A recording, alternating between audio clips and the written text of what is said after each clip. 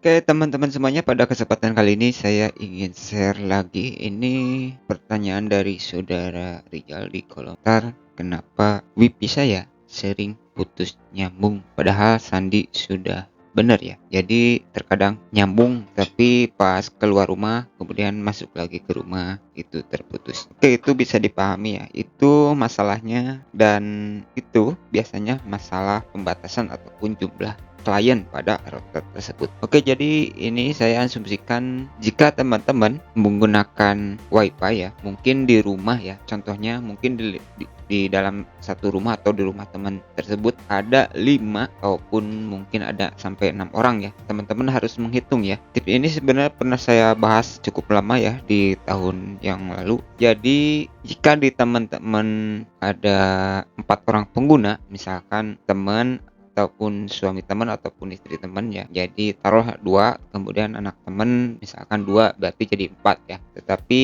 mungkin juga ada dari saudara teman yang sering nebeng WiFi ke rumah teman, jadi taruhlah menjadi 5 gitu. Alangkah baiknya ini di routernya disetting dibatasi jangan sampai melebihi dari jumlah anggota keluarga yang ada di rumah teman-teman. Begitu ya intinya. Jadi ini kemungkinan ada tetangga teman-teman yang sudah mengetahui otorisasi ataupun akses ke jaringan WiFi teman-teman ya. Sebenarnya untuk mengetahui sandi WiFi itu cukup mudah sih. Sebenarnya sudah pernah saya bahas ya, tetapi itu videonya saya tidak menjelaskan tentang hal tersebut, melainkan menggunakan kata kunci yang tidak berhubungan, tapi saya sisipkan di dalam video yang berhubungan tersebut ya. Oke, kita langsung ke inti masalahnya saja, yaitu jika teman-teman mengalami putus nyambung ataupun tidak bisa terhubung sama sekali tetapi sandinya padahal sudah benar, begitu ya. Caranya teman-teman masuk dulu ke router teman-teman ya. Jika teman-teman tidak punya laptop atau komputer, teman-teman bisa menggunakan browser bawaan HP. Lalu teman-teman kan HP teman yang mau nyetingnya tidak bisa terhubung, tentu saja harus terhubung dulu. Mungkin teman-teman bisa pinjam dulu untuk HP anak ataupun istri yang sudah terhubung ya untuk nyetingnya, karena tidak ada aplikasi tambahan yang perlu teman-teman install ya. Teman-teman cukup menggunakan browser bawaan HP teman-teman saja. Secara default teman-teman untuk melihat IP router di sini saya kebetulan saya demokan menggunakan komputer ya. Kebetulan saya menggunakan kabel LAN ya. Teman-teman bisa hubungkan ke WiFi ya. Kalau menggunakan laptop, terpenting WiFi cardnya yang di laptop berfungsi dengan baik. Secara default untuk kebanyakan router itu menggunakan alamat IP router di 192.116 bisa teman-teman lihat di layar. 168.1.1 itu secara umumnya ya, tetapi ada juga yang ujungnya titik 2, titik 3. Biasanya saya kan memiliki banyak router. Ini saya sampai setiap router saya bedakan sih untuk IP routernya, untuk akses loginnya biar nggak tubrukan dengan yang utama, begitu ya. Saya sampai bikin 1.11 ya, sampai 11. Tapi secara default biasanya 192.168.1.1 ataupun titik 0.1. Untuk alamat IP router ini bisa teman-teman lihat di routernya. Teman-teman cek saja di belakang routernya. Itu ada tulisan yang berhubungan dengan web GUI ataupun web aksesnya ya untuk routernya. Biasanya ada tulisan 192.168. Itu berarti secara defaultnya itu IP routernya ya. Kecuali kalau IP routernya sudah diganti, itu tinggal disesuaikan saja. Oke, selanjutnya kemudian teman-teman silahkan login ke router. Untuk kebetulan di sini kita demokan menggunakan yang masih sama seperti video sebelumnya, yaitu di F67L ya. Ini untuk GTA ONT F67L. Ini khusus untuk PVOE ya dari IndiHome. Di sini saya akan login menggunakan admin. Di sini saya akan login menggunakan admin. Untuk GTA F67L loginnya ada 2 ya. Ada admin dan user, itu hanya beda di mode saja. Kita login untuk mempersingkat video. Nah, di sini saya sudah login ya. Lalu teman-teman cari saja yang berhubungan dengan WLAN ya. Pokoknya cari saja jika interface dari router teman-teman berbeda, cari saja yang berhubungan dengan WLAN. Ini kan berhubungan dengan WiFi, berhubungan dengan WLAN. Kemudian selanjutnya teman-teman masuk ke WLAN. Kemudian teman-teman cari salah satu WiFi jika kebetulan router teman-teman sudah support dual band ya. Misalkan untuk WLAN support di 2,4 dan support di frekuensi 5 GHz ya. Kebetulan ini cara ceknya sama ya. Cara ceknya sama. Sini saya hanya mencontohkan, kebetulan di sini saya hanya mengaktifkan yang frekuensi 5 GHz karena memang HP yang saya gunakan, HP yang adik saya gunakan sudah support di 5 GHz dan tidak ada yang menggunakan 2,4. Jadi saya untuk 2,4 GHz-nya saya disable atau saya sengaja off kan. Berarti saya hanya menggunakan yang 5 GHz. Ini juga penyetingannya saya tidak di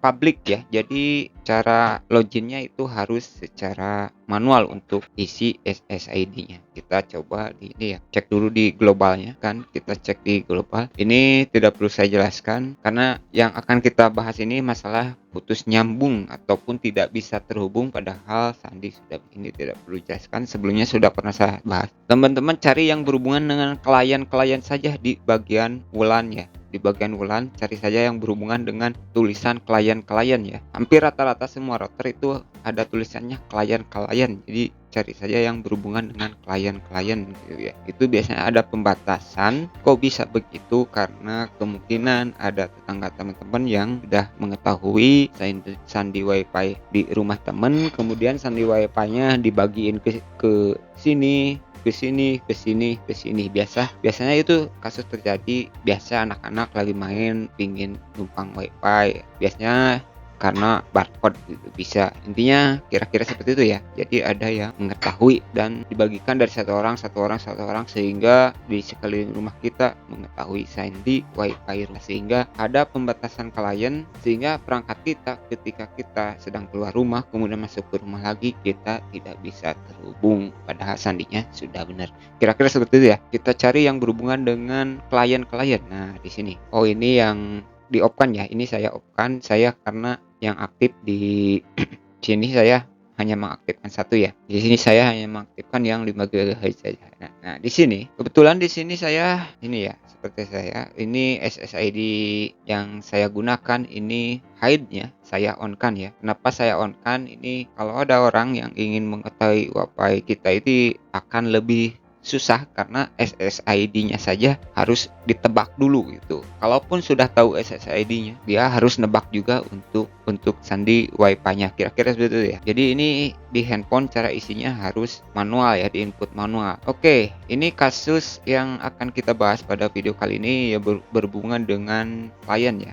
Maksimum klien pada semua router yang ada saat ini pembatasan klien ini harus ada kan di TP-Link. Ini sembuhkan di TP-Link yang 840, kemudian di tenda juga sering saya setting itu yang berhubungan dengan WiFi klien itu pasti ada ya. Biasanya untuk access point router saya batasi di tergantung klien sih. Biasanya kalau untuk WiFi di luar biasanya ada sampai tergantung sih. Kita harus menghitung ya berapa orang sih yang pakai WiFi, kita itu harus bisa ngitung sih sebenarnya. Oke, kita lanjut. Seperti yang saya bahas tadi, jika misalkan di rumah teman-teman ada 5 keluarga, kliennya ini setting di 5 saja. Ya, setting di 5 saja. Kemudian mungkin teman-teman ingin menambahkan satu anggota keluarga baru, misalkan saudara teman-teman yang suka main ke rumah.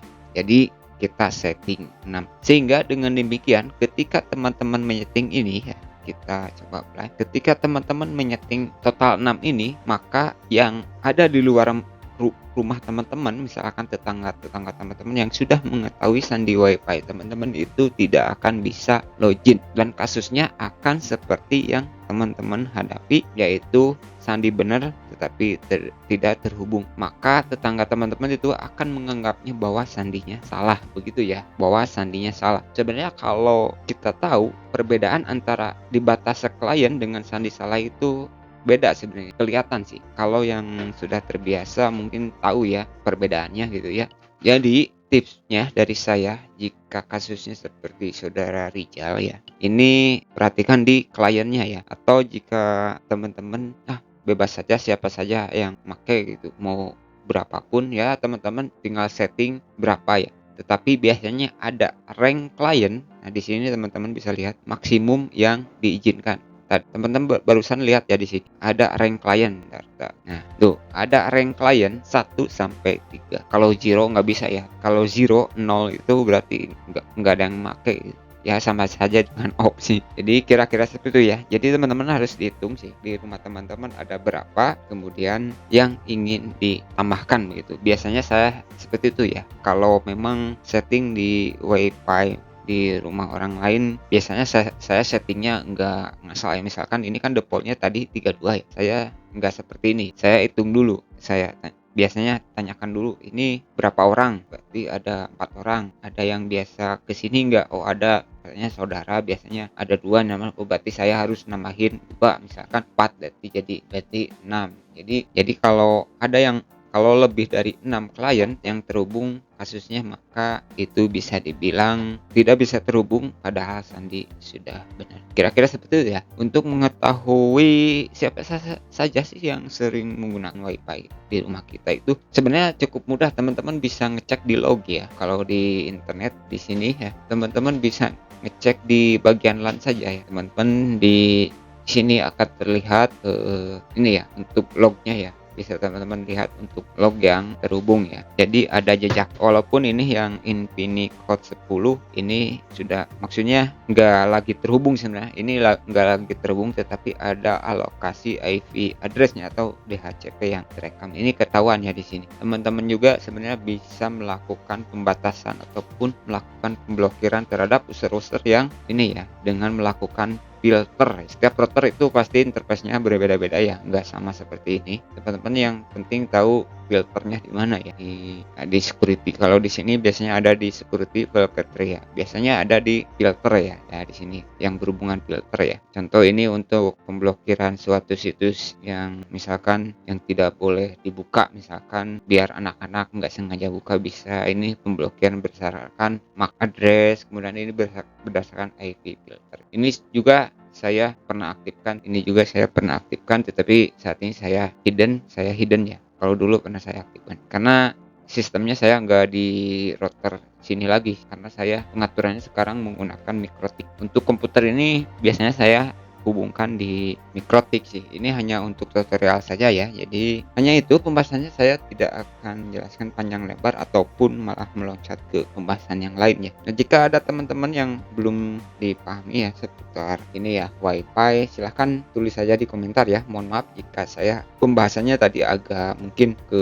IP filter dulu ke pembahasan. Jadi kuncinya sebenarnya hanya simpel sekali. Teman-teman tinggal cari yang berhubungan dengan klien-klien ya, dengan klien ini ya, dengan klien saja. Biasanya ada tulisannya, value-nya berhubungan dengan angka seperti ini ya. Jangan lupa juga biar jaga-jaga ya tuh sandi WiFi-nya. Untuk sandi WiFi-nya silahkan ganti dan update saja, saran saya ya, jika kasusnya sudah demikian. Jadi begitu ya. Jadi dengan mengganti sandi WiFi baru tentu saja akan bersulit ya yang menggunakan WiFi di rumah kita. Begitu kira-kira ya teman-teman. Oke, sekian dulu untuk video kali ini. Sepertinya saya tidak perlu ada yang ditambahkan. Ini saya hanya menjelaskan masalah sandi WiFi sudah benar tetapi tidak dapat sambung. Ini jawaban untuk para Rijal. Sekian dulu dan terima kasih.